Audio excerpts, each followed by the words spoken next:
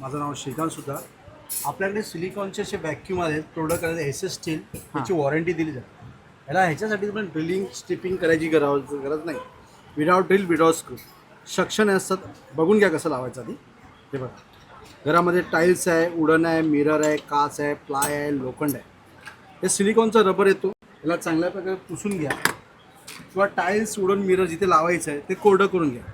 याला ओला सॉल्टेड पाणी किंवा बोर्डच्या पाण्याने धुवा आणि पुसून याला व्यवस्थित ठेवून चारी साईडला प्रेस करा. बघा असं. ओके, हा चांगला आवडला होता, खेचला होता, निघणार नाही. मी ही कॅप ठेवून तुम्ही जसं ब्रश स्टँड आहे ब्रश ठेवू शकता, सोप स्टँड आहे, अशा व्हेरायटी येते ठेवून त्याला असं फिट केलं. SS स्टील आहे, लॉंग टाईम चालतं, काळं पडत नाही, रस्ट पडत नाही आहे.